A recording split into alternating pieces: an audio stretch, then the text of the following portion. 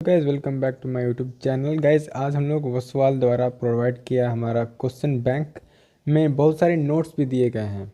तो आज हम लोग अपने लिए इस चैप्टर को आज कंप्लीट करेंगे। मैन्युफैक्चरिंग एंड इंडस्ट्रीज को आज पूरा नोट्स के द्वारा पढ़ जाएंगे कुछ ही मिनट में। तो चलिए वीडियो को स्टार्ट करते हैं। तो गाइज सबसे पहले हमारा यहाँ पे दिया है इंट्रोडक्शन, यहाँ पे हमारा रिवाइज नोट्स दिया है।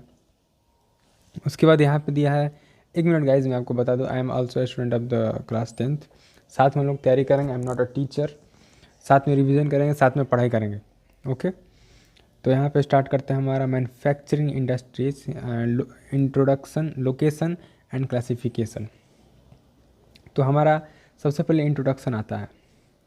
इंट्रोडक्शन में हम क्या पढ़ते हैं? Manufacturing is the production of the goods in the large quantities after processing raw materials into more valuable products। इसका क्या कहना है? यह कह रहा है कि मैन्युफैक्चरिंग बहुत ही हेल्प करता है एक रॉ मटेरियल, कच्चे प्रोडक्ट को एक अच्छे वैल्यूएबल प्रोडक्ट में बनाने के लिए। एक मान लो कि कोई कच्चा चीज़ है, उसको ये कंपनी क्या करता है, वैल्यूएबल चीज़ में कन्वर्ट कर देता है, वैल्यूएबल प्रोडक्ट में। तो इससे अच्छा क्या बात हो सकता है?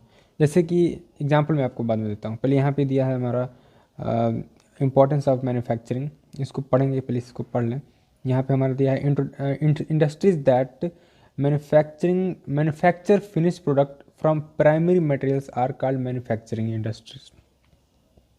ऐसी इंडस्ट्रीज जो कि प्राइमरी सेक्टर से, यानी प्राइमरी सेक्टर आपने पिछले चैप्टर में पढ़ा होगा, जैसे कि जो नेचर द्वारा मिलता है उसको हम लोग प्राइमरी सेक्टर कहते हैं। तो प्राइमरी सेक्टर को कन्वर्ट करके कुछ वैल्यूएबल चीज़ बना दे, उसको हम लोग कहते हैं मैन्युफैक्चरिंग इंडस्ट्रीज। अब हमारा आता है नेक्स्ट, यहाँ पे दिया है, अच्छे से पढ़ते हैं। इम्पोर्टेंस ऑफ द मैन्युफैक्चरिंग, मतलब कि मैन्युफैक्चरिंग का क्या महत्वपूर्ण है, यह पढ़ते हैं। तो manufacturing industry helps in modernising agriculture which forms the backbone of the economy. Manufacturing industries बहुत ही मदद करती है कि एग्रीकल्चर को एक नए मॉडर्न चीज़ में ले जाए। जैसे कि कोई खेत से गन्ना ईख उगाया गया, अगर कंपनी है तो उसको चीनी बना देगी। तो इम्पॉर्टेंट रोल प्ले करती है मैन्युफैक्चरिंग इंडस्ट्रीज, जो कि बैकबोन है हमारी इकोनॉमी का, बहुत ही ज़्यादा। बैकबोन कैसे है, जीडीपी में कितना इसका कंट्रीब्यूशन है, हम लोग आगे चल के पढ़वे करेंगे। तो manufacturing industries also reduce the heavy dependence of the people on agriculture. जो लोग एग्रीकल्चर, खेती में डिपेंड रहते थे डेली वेजेस पे, आज वो मैन्युफैक्चरिंग इंडस्ट्री के कारण जॉब पाए हैं सेकेंडरी एंड टर्सरी सेक्टर में। यहाँ पे टर्सरी सेक्टर का योगदान कैसे है? कोई मान लो कि यहाँ पे एक हमारा इंडस्ट्री है, ठीक, यहाँ पे खेत है, खेत हो गया, उसको हम तो ऐसे तो नहीं ले जाएंगे ना, रोड से ले जाएंगे। ये पढ़ा है आपने पहले, कोई ज़रूरत नहीं पता नहीं की। तो रोड में जितने ड्राइवर हैं, जितने ट्रक, गाड़ी, बस है, पिकअप है, उसको तो भी तो जॉब मिल रहा है ना। Industrial development helps in the eradication of the unemployment and poverty. यहाँ पे क्या मदद करता है? ये दूर करता है गरीबी और बेरोजगारी। Industry export of the manufacturing goods expand the trade and commerce and brings in the much needed foreign exchange। यह क्या मदद करता है? मान लो कि कोई कंपनी हमारे देश से अच्छा प्रोडक्ट प्रोड्यूस करती है, उसको ले जाके आउट ऑफ इंडिया बेचती है, तो हमारा देश का तो नाम होगा ना उसमें, जो कि एक्सपेंड करेगा ट्रेड को, मतलब व्यापार को पूरे फॉरेन में बढ़ाएगा। नेक्स्ट हमारा है, a country with high level of manufacturing activities becomes prosperous. एक ऐसी कंपनीज, मतलब कि देश जिसमें बहुत सारी मैन्युफैक्चरिंग एक्टिविटीज़ होती है, वो बिकम्स प्रोस्पेरस, मतलब कि वो अमीर बनता है। समझ रहे हो? बहुत ही इंपॉर्टेंट रोल करता है मैन्युफैक्चरिंग इंडस्ट्री। नेक्स्ट हमारा टॉपिक है contribution of the national economy. Contribution of the national economy, industry का नेशनल इकोनॉमी में क्या कंट्रीब्यूशन है? तो चलो पढ़ते हैं। The share of the manufacturing industry, manufacturing sector the GDP is around is around 17% over the last 2 decades. 2 decades मतलब कि पिछले 20 सालों में 17% योगदान रहा है हमारा इंडस्ट्री में, जीडीपी में।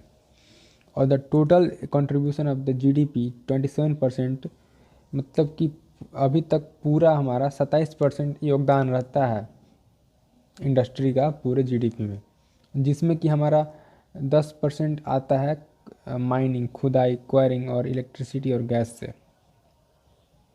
उसके बाद हमारा नेक्स्ट पॉइंट है the growth of the manufacturing sector had been 7% in the last decade.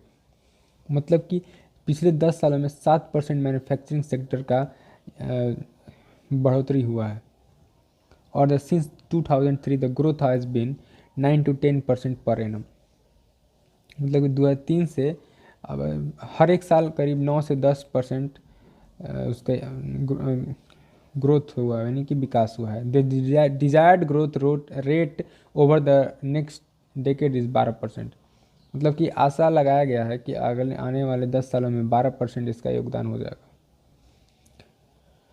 Next हमारा है the national manufacturing competitive council has been set objective improving productivity proper policy intervention by government and renewed efforts the industry. आप इसका मतलब हमको comment में समझाइएगा, ये आपका होमवर्क है जो मैं अभी कंफर्म भी नहीं हूँ। तो हम नेक्स्ट पढ़ते हैं। कैसे हम पहले मैंने डिस्क्लेमर दिया है, ऑल्सो स्टूडेंट, तो मुझे बहुत ही बड़ा प्रोफेशनल टीचर मत समझना, professional teacher I am not. चलिए पढ़ते हैं हमारा factors of the affecting industry location. मतलब इंडस्ट्री का लोकेशन में क्या प्रभाव पड़ता है। अगर कोई इंडस्ट्री, मान लो कि ये यहाँ पे एक जगह है, मान लीजिए इसका जगह का नाम है मिस्टर ए, कुछ भी रखो ना यार। तो यहाँ पे इंडस्ट्री एक खुल गई, मैंने एक इंडस्ट्री खोल दिया, यहाँ पे दूर दूर तक कुछ भी नहीं है, तो क्या करेगा, इंडस्ट्री आने के कारण यहाँ पे कच्चा मटेरियल आएगा, कैपिटल बढ़ेगा, मार्केट यहाँ पे लग जाएगा, पावर बढ़ेगी यहाँ का सब लेबर बढ़ेंगे। तो लेबर मान लो अगर यहाँ पे रहते हैं तो बहुत दूर रहते हैं, मान लो अपना घर बना लेते हैं, करते करते कुछ सालों में घर बनाने के बाद यहाँ पे मार्केट एक जम जाएगा। तो इंडस्ट्री खुलने के बाद बहुत सारा योगदान होता है। यहाँ पे दिया है ability of raw material, ability of labour, ability of capital, ability of power, ability of market, ability यहाँ पे infrastructure, not ability. Manufacturing industry and urbanisation. अब क्या है, आगे पढ़ते हैं। A manufacturing industry promotes the urbanisation of its neighbourhood. Already urbanised areas also attract industries since they provide ready facility for transport, banking, labor, consultancy, etc. If an urban center sufficient the advantage of the, यहाँ पे कह रहा है कि मान लो कि कोई industry खुलती है तो वहाँ पे नेबरहुड में, मतलब कि पड़ोसी आसानी से मान जाएंगे कि मान लो कि यहाँ पे इंडस्ट्री कोई खोलना है, तो industry manufacturing industry promotes the urbanization of its neighborhood। कोई इंडस्ट्री खुलती है तो वहाँ को प्रमोट करेगी नेबरहुड को। और एक ऐसा भी माना गया है कि जहाँ पे पहले से ही अर्बन एरिया है तो वहाँ कंपनी खुलती है, नहीं तो एक ऐसा यहाँ पे कंपनी है और वहाँ पे अर्बन यानी कि कुछ रूरल से कुछ हट के शहर टाइप का बनता है, नहीं तो शहर में ही कंपनियां खुलती है। ऐसा एक पॉइंट बोल सकते हो। Before the independence most industry India located in the, मतलब कि आज़ादी से पहले बहुत सारी कंपनियां लोकेटेड थी पोर्ट सिटी में, जहां से अंग्रेज़ों का व्यापार आसानी से चलता था, ये कह रहा है। अब पढ़ते हैं क्लासिफिकेशन ऑफ इंडस्ट्री। तो on the basis of raw material के बेसिस पर टू इंडस्ट्रीज है। पहला है agro based industry, mineral based industry. Agro based industry का मतलब होता है कि जहाँ पे cotton, would, jute, textile, sugar, इसको बोलते हैं हम लोग agro based industry.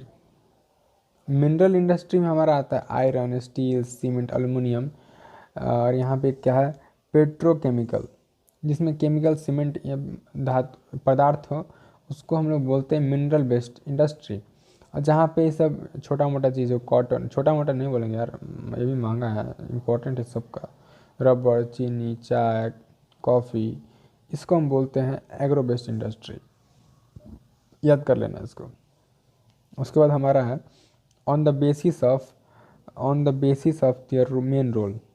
Main role के बेसिस पे हमारा है बेसिक और की इंडस्ट्री। बेसिक और की industry, the industries supplies their products of और raw materials to manufacture other goods, iron steel copper melting and iron steel copper smelting, aluminium smelting.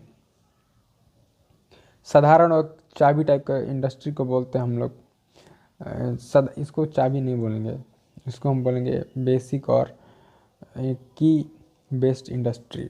इसको हम लोग सप्लाई और raw material manufacturing industry goods कर सकते हैं, जिसमें सप्लाई हो रॉ मटेरियल्स का, मैन्युफैक्चर अदर गुड्स जैसे कि आयरन स्टील कॉपर हो, उसको हम बोलते हैं बेसिक और की इंडस्ट्री। उसके बाद कंज्यूमर इंडस्ट्री में आता है this industry produce the goods which are directly used by the consumer, sugar, paper, iron, soap, etc। मतलब कि डायरेक्टली सीधे कंज्यूमर से ही प्रोड्यूस होता है, जैसे कि हमारा शुगर हो गया, पेपर, इलेक्ट्रॉनिक, सॉप्स, साबुन द्वारा। उसके बाद है on the basis of capital investment. Investment के small scale industry, large scale industry. तो स्मॉल इंडस्ट्री पढ़ते हैं if the invested capital up to 1 crore then the industry is called small scale industry. मतलब 1 करोड़ से लगभग हो, 1 करोड़ के आसपास हो, उस इंडस्ट्री को हम लोग बोलते हैं स्मॉल स्केल इंडस्ट्री। और लार्ज स्केल इंडस्ट्री उसको बोलेंगे जिसमें 1 करोड़ से ज़्यादा होगा, उसको बोलते हैं लार्ज स्केल इंडस्ट्री। इन्वेस्टमेंट का बात हो रहा है यहाँ पे। उसके बाद होता है on the basis of the ownership. तो public sector, private sector, joint sector, cooperative sector. तो एक एक करके सब पढ़ लेते हैं। पब्लिक सेक्टर में हमारा आता है this industries are owned by and operated by the government agencies. इसको हम बोलते हैं पब्लिक सेक्टर, जिसमें सेल, बेल, ONGC ये सब इत्यादि कंपनियां आती है। प्राइवेट सेक्टर में कंपनियां आती है जो कि ऑन बाय एंड एक अकेला इंसान और एक ग्रुप द्वारा चलाया जाता है, उस कंपनी को बोलते हैं प्राइवेट सेक्टर। जैसे कि टिस्को, टाटा आयरन स्टील वाला, रिलायंस, महिंद्रा, ये सबको बोलते हैं प्राइवेट सेक्टर। जॉइंट सेक्टर की बारी आ गई। These industries are jointly owned by government by the individual or group of the individual, Oil India Limited। मतलब कि जॉइंट सेक्टर में गवर्नमेंट भी चला है, एक अकेला भी चला है और एक ग्रुप भी चला है, सब मिलजुल कर चलाते हैं, तो उसको बोलते हैं जॉइंट सेक्टर। यहाँ पे सबसे पहले आता है हमारा ऑयल इंडिया लिमिटेड, यहाँ पे तो सिर्फ एक एग्जांपल दिया है। उसके बाद आता है cooperative sector. So these industries are owned and produced by the suppliers or materials worker both. These pooled by the each shareholder and profits losses are share proportionally Amul which is the, ये कह रहा है कि एक ऐसा industry जिसमें सिर्फ raw material, मतलब कि यहाँ पे रॉ मटेरियल वर्कर बोथ, जितने वर्कर रहते हैं वहाँ के स्टाफ सब मिलजुल कर चलाते हैं, उसको हम बोलते हैं कोऑपरेटिव सेक्टर। अमूल दूध वाला बोल रहा है एक और यहाँ पे एग्जांपल दिया है the sugar industries Maharashtra, another example. उसके बाद आता है on the basis of bulk and weight finish goods. Heavy industry में आयरन स्टील आएगी और लाइट वेट में इलेक्ट्रॉनिक इंडस्ट्री आएगी। जहाँ पे भारी भरकम सामान हो जैसे कि आयरन हो, स्टील हो, उसको हेवी इंडस्ट्री बोलेंगे। और यहाँ पे किस सेक्टर में बांटा है, on the basis of bulk और रॉ मटेरियल के हिसाब से बांटा है। तो लाइट वेट में हमारा बिजली का सामान आ गया, बिजली का। उसके बाद आता है एग्रो बेस्ड इंडस्ट्रीज। इसको हम पढ़ लेते हैं एग्रो बेस्ड इंडस्ट्री को। Industry based on agriculture raw material are called agro based agriculture. जो कंपनी एग्रीकल्चर खेती बाड़ी पे कच्चे चीज़ों पर डिपेंड रहे उसको हम बोलेंगे एग्रो बेस्ड इंडस्ट्री। एग्जाम्पल में आ गया cotton, textile, jute, woollen, textile, silk, ये सब एग्जाम्पल है। कॉटन, टेक्सटाइल जो कि कच्चे जितने चीज़ें हैं ना रॉ मटेरियल्स, उसको हम बोलते हैं एग्रो बेस्ड इंडस्ट्री। उसके बाद एग्जाम्पल दिया है यहाँ पे types of agro based industry, कितने टाइप्स के एग्रो बेस्ड इंडस्ट्री होती हैं। तो सबसे पहले आती है टेक्सटाइल इंडस्ट्री, उसके बाद हम पढ़ेंगे आगे। टेक्सटाइल इंडस्ट्री यहाँ पे है। टेक्सटाइल इंडस्ट्री में कुछ दिया है, इसको पढ़ लेते हैं। The textile industry contributes 14% to the industrial production in India. 14% अपना योगदान देता है इंडस्ट्री में। 14% इसका योगदान होता है, किसका? टेक्सटाइल इंडस्ट्री का। 35 million are directly employed in the textile industry, मतलब कि 35 मिलियन लोग सीधे इसमें रोजगार लिए हैं टेक्सटाइल इंडस्ट्री में। In terms of the unemployment employment generation this industry is second largest agriculture, second largest after agriculture, मतलब कि दूसरा सबसे बड़ा रोजगार देने वाला कंपनी है, इंडस्ट्री है, उसको टेक्सटाइल इंडस्ट्री कहते हैं, जिसमें एग्रीकल्चर के बाद सीधे इसका ही योगदान है। उसके बाद है कि यह earn approximately 24.6% of the foreign exchange, foreign exchange से ये इतना परसेंट पैसा कमा लेता है। और the contribute of the textile industry in GDP is 4%, 4% पूरा योगदान रहता है टेक्सटाइल इंडस्ट्री का। This is the only industry in which the country which is self reliant and complete in the value chain. मतलब कि एक ऐसा ये इंडस्ट्री है कि जो कि अकेला खुद पर निर्भर रहता है, मतलब एक वैल्यू चेन में एक अकेला ही सेल्फ रिलायंट, मतलब खुद पर निर्भर रहने वाला एक पहला कंपनी है। इंडस्ट्री है, कंपनी नहीं इंडस्ट्री है, उसको बोलते हैं टेक्सटाइल इंडस्ट्री। उसके बाद हमारा आता है कॉटन टेक्सटाइल। तो कॉटन टेक्सटाइल को भी नज़र मार लेते हैं क्या बोल रहा है। It occupies a unique position in India economy, contributes 14% of the industrial production, इसका 14% इंडस्ट्रियल प्रोडक्शन में योगदान रहता है, और प्रोवाइड्स एम्प्लॉयमेंट टू अबाउट 35 पर पीपल डायरेक्टली, मतलब कि ये भी डायरेक्टली 35 मिलियन लोगों को डायरेक्टली रोजगार दे रहा है। Earlier the cotton textile were located in Maharashtra and Gujarat, मतलब कि जो टेक्सटाइल इंडस्ट्री है, अर्लियर द कॉटन टेक्सटाइल जितनी इंडस्ट्री है ना, वो लोकेटेड है महाराष्ट्र में। हमारा वहाँ पे क्या था, यहाँ पे था टेक्सटाइल इंडस्ट्री। तो टेक्सटाइल इंडस्ट्री में कितने सारे इंडस्ट्री आते हैं उसको हम पढ़ते हैं। तो सबसे पहले आते हैं कॉटन इंडस्ट्री, जूट इंडस्ट्री, दो इंडस्ट्री है टेक्सटाइल इंडस्ट्री में, ठीक है, मतलब उसी का ये पार्ट अंदर का। उसके बाद आएगा शुगर इंडस्ट्री, शुगर इंडस्ट्री को देखा जाएगा बाद में। तो कॉटन इंडस्ट्री पे नज़र मार लेते हैं। Cotton industry located in the Maharashtra and Gujarat, ये महाराष्ट्र और गुजरात में लोकेटेड है। Today there are spread over the 80 towns in the cities in India, मतलब 80 शहर और छोटे शहरों में इसका मार्केट फैला हुआ है। The industry provide a source of the livelihood to farmers, cotton boll pluckers and worker engage ginning, spinning, weaving, dyeing, packaging, tailoring and sewing. यहाँ पे बोल रहा है कि फार्मर्स को रोज़मर्रा के लिए बहुत ही ज़्यादा मदद करता है। यह क्या करता है कि ये सबसे पहले रोज़गार दिलाता है वो लोग को, रोज़गार भी अलग अलग प्रकार का, स्पिनिंग है, घुमाने वाला है, बुनाई है, उसके बाद डाइंग है, डाइंग मतलब उसको डुबाना, डिज़ाइन करना, पैक करना, उसको काटना, स्विंग करना, सिलना, सबको योगदान करता है। मतलब कि अंदर अंदर बहुत सारे सेक्टर बटे हुए जिसमें वो लोग लगे रहते हैं। उसके बाद है हमारा India has the world class production in spinning, but weaving supplies low quality. Our fabric cannot use much high and yarn in the country. India has the world class production in the spinning, but weaving supplies low quality. यह बोल रहा है कि India में हमारा spinning का तो बहुत ही अच्छा प्रोडक्शन है घुमाकर, लेकिन बुनाई का बहुत ही लो क्वालिटी का फाइबर है जो कि which can not use in the much higher quality yarn produce in the country. हमारे देश में बहुत ही ज़्यादा फैब्रिक यार्न नहीं प्रोड्यूस हो पाते हैं।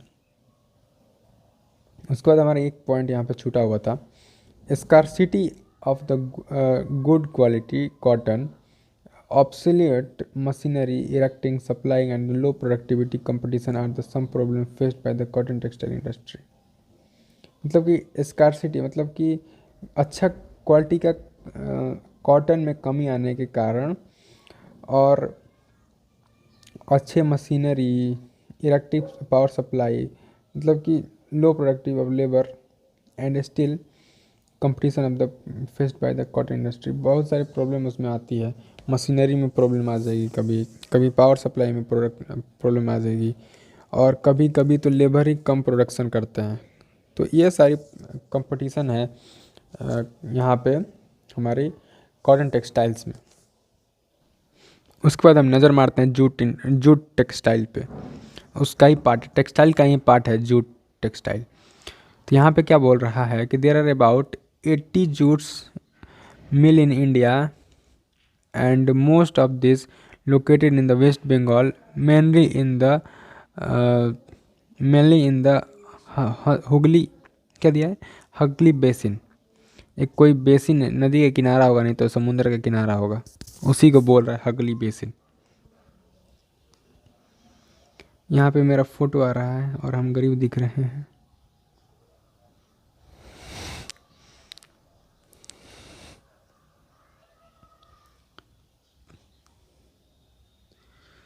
Jute textile. There are about 80 jute mill in India and the most located in the West Bengal, mainly in the Hooghly Basin। मतलब कि 80 जूट मिल है हमारे, करीब 80 जूट मिल है हमारे भारत में, जो कि वेस्ट बंगाल, एकदम रट्टा मार लो, जो कि वेस्ट बंगाल में उपस्थित हैं और हगली बेसिन में, उसी का कोई पार्ट होगा, मुझे कंफर्म नहीं है। India is the largest producer of the raw jute and jute good in the world. मतलब कि इंडिया एक सबसे बड़ा प्रोड्यूसर है जूट का पूरे वर्ल्ड में, कच्चे जूट का। India is the second largest exporter of the goods after Bangladesh. मतलब कि बांग्लादेश के बाद इंडिया सबसे ज़्यादा जूट को एक्सपोर्ट करता है दूसरे कंट्री में। सबसे ज़्यादा प्रोड्यूस तो करता है, लेकिन इसका खपत भारत में ही लग जाता है। लेकिन बांग्लादेश सबसे ज़्यादा नहीं करता है प्रोडक्शन, उसके बाद भी प्रोडक्शन सबसे ज़्यादा उसको एक्सपोर्ट करने में कर देता है आसानी से, क्योंकि वहाँ पे बड़ा कहाँ है, यहाँ पे इंडिया में सारा खपत हो जाता है, इसीलिए एक्सपोर्ट नहीं कर पाता दूसरे देशों में। उसके बाद है most of this mills are located in the West Bengal, mainly in the banks of river of Hooghly. ऐसा कहा क्या जाता है, ऐसे ही है कि जूट टेक्सटाइल जो है ना, वह jute textile located in the West Bengal, West Bengal में लोकेटेड है, जो कि हुगली बेसिन के किनारे of the Hooghly, mainly along with, मतलब कि हुगली बेसिन के ही करीब समीप ये रहता है ये jute industry. The jute industry is a narrow belt which is 90 kilometre long and 3 kilometre wide. मतलब कि एक ऐसा इंडस्ट्री है सबसे पतला, जो कि 98 किलोमीटर लंबा है और 3 किलोमीटर चौड़ा है। सोचो कितना बड़ा है एक जूट इंडस्ट्री, सोच सकते हो। उसके बाद आता है हमारा शुगर इंडस्ट्री, जो कि 2 नंबर है। The sugar industry, India is the second largest producer of the sugar in the world. मतलब कि भारत दूसरा प्रोड्यूसर है गन्ना का पूरे दुनिया में। India is the largest producer of the गुड़ एंड खंडश्री। गुड़ को जैगरी कहते हैं एंड खंडश्री, खंडश्री उसको बोलते हैं। जैसे कि जैगरी हमारा ये हो गया, और जैगरी को ही हम लोग गोल गोल बना देते हैं तो उसको खंडश्री बोलते हैं। उसके बाद हमारा है कि there are spread over Uttar Pradesh, Bihar, Karnataka, Tamil Nadu, Andhra Pradesh, Gujarat. मतलब कि यह उत्तर प्रदेश से लेकर बिहार, महाराष्ट्र, कर्नाटक, तमिलनाडु, आंध्र प्रदेश, गुजरात में पूरा छाया हुआ है। 60% of the mills are in the UP and Bihar. 60% इसका शुगर का तो बिहार और यूपी में ही है। उसके बाद है this industry is the seasonal and hence is the more suitable cooperative sector. Cooperative sector हमने पढ़ा था पिछले ही टॉपिक में कि जिसको मिलकर चला जाता है, वर्कर स्टाफ द्वारा मिलाकर चला जाता है, उसको कोऑपरेटिव सेक्टर बोलते हैं। अब ये बोल रहा है कि ये सीजनल ही ना है, सीजनल ही मतलब गन्ना जिस सीज़न में उगेगा उसके बाद ही ना, उसके बाद काम चलेगा इंडस्ट्री में जाकर। अगर मान लो कि गन्ना ही का खेती नहीं हुई, यार मेरा फोटो का कहाँ आ रहा बार बार, बंद करो इसको, बंद करो।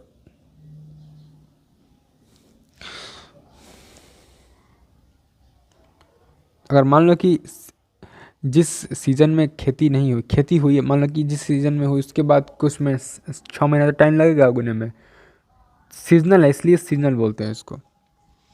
This industry is seasonal. उसके बाद हमारा in the recent year there has been a growing tendency to shift and concentrate in the southern and western states specially in the Maharashtra. यानी कि सबसे ज़्यादा ग्रोथ देखा गया है वेस्टर्न स्टेट्स में, साउथ और वेस्टर्न स्टेट में सबसे ज़्यादा तो देखा गया महाराष्ट्र में इसका शुगर इंडस्ट्री का growth. The cane produce in the region as higher sucrose content, the cooler climate of this region ensures a longer crushing season.